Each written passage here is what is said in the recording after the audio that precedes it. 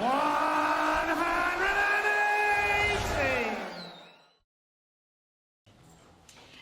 Congratulations, Luke. You were on a spree of 9s last year, and you've been hunting for one for a while on the big stage. How good was it to deliver one on the TV again? Yeah, well, I didn't even realise the double 15 was in until Hugh shouted it.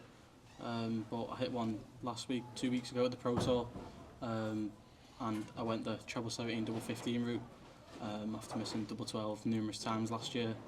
So I think that's the new route to go for this year. When you watch it back, by the way, you're going to see the whole crowd realise that it's in, and you're still like looking to see if it's in.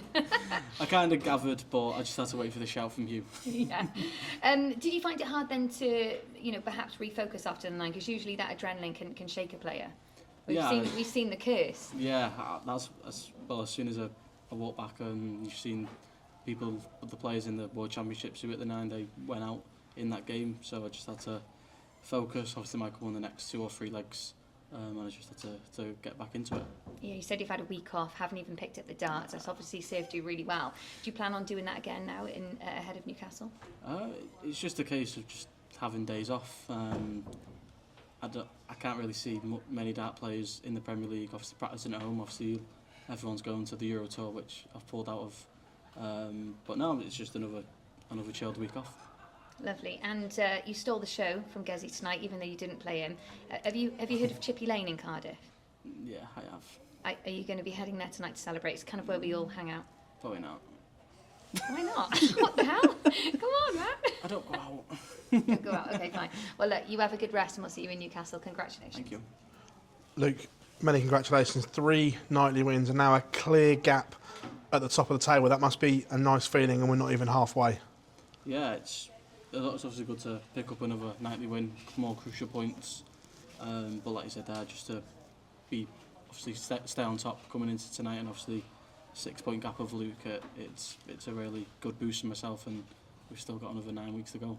Ahead of the O2, would you like to send out a real statement, not just to the Premier League, but everyone with record points, record nightly wins, and say, I am the very best and I'm here to dominate?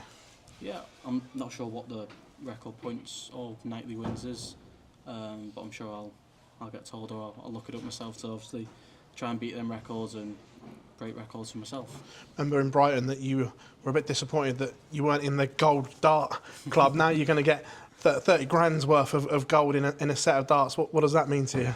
Yeah, it'll mean I think it's a special moment that the sponsors are doing. But yeah, it goes down to myself, and I'm glad I've hit one on TV for the first time this year.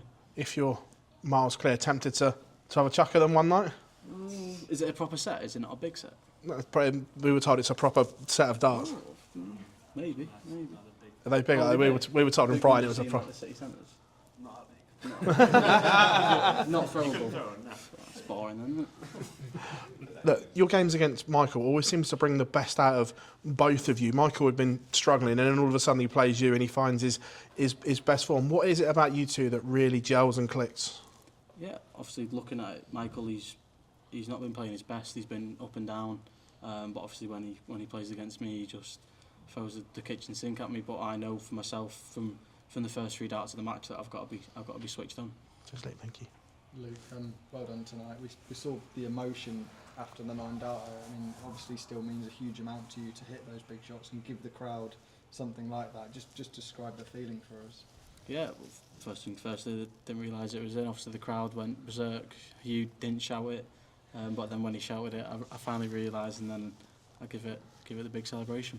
Feels like there's been a real turning point the last 3 weeks. I think going into Brighton you were 7 points off Luke Humphries. You've now got a significant lead over him. He's lost in the first round the last 3 weeks. Does it feel like the tide has turned and you're in a really good spot now? Yeah, I wouldn't say the tide's turned, because like I said, there's still 9 weeks left. Obviously Luke, he's still capable of winning the nightly wins, but I've just got to enjoy this one and try and add on to it. Were you potentially looking forward to a shot at going Price tonight? Obviously you had a few things to say in Nottingham after beating you last week. Yeah, he said some very nice things, but obviously as soon as I won my game, obviously I wanted Gerwin to win and obviously try and beat him on home soil, but that 170 from Cross it's just a Rob Cross shot to it. Cheers, mate. Thank you. Luke, I saw earlier on Instagram you was talking to Owen Banks about potential hitting a 9-darter and that route. Are you psychic? Did you feel like it was going to happen tonight? I didn't feel it. Obviously, Owen obviously said he was spotting tonight, and I told him the route on the Pro Tour, which I went was 60, 51, 30, and I got the shot tonight, and I took it. Fit 2 now this year. Do you feel like this is the year that you're going to break the record? Breaking the record would be 5. You came so close so many times last year. Is this going to be the year? Hopefully. Obviously, it took me a few months to hit one of them, and obviously now I've got my second. But I've always said it, as a player, you know when it's almost coming, because when you're playing really well, the hardest thing is when you hit 180, the next treble, it just feels dead small. But once you obviously get it in, then you feel up for it. You said that you've just taken a week off and you've come back tonight, you've won tonight, hit a 9-darter, 112 average.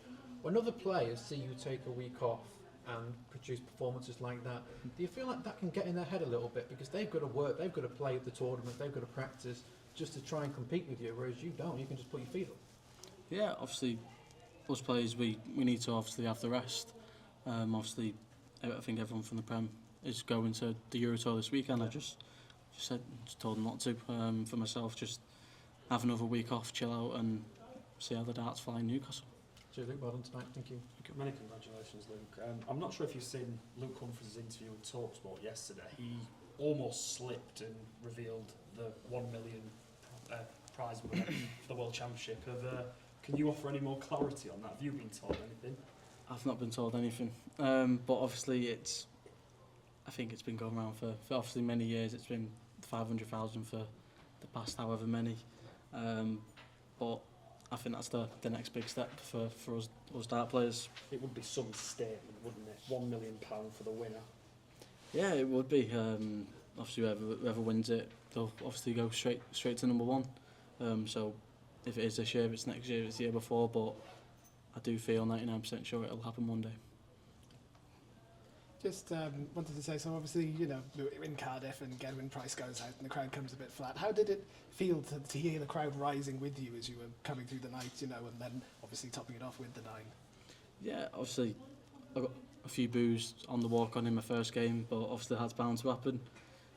But you just got to focus, hit the 180s, they'll be with you, hit the high checkouts and they'll be with you. But I think as soon as Gone went out, and obviously I was playing really well, and obviously in the final they were on my side. Does it feel a bit, I suppose, unique coming to a country like when you come to Wales and you come to Cardiff, or if you go and play in the Netherlands and MVG goes out, something like that? Does it feel different to the usual tours around England? Yeah, obviously it'll feel very different, because obviously, well, I wouldn't say, well, the home favourite or your home player to go out in the first match. But then the crowd, they've got choices to make on who they do support, and luckily they supported me tonight. And does it affect you? I mean, it doesn't look like it does. Not really. Obviously, I'll do all that with my ears when I'm getting booed, and that'll just hype them up even more, and obviously that spurs me on. Thank you. Thank you.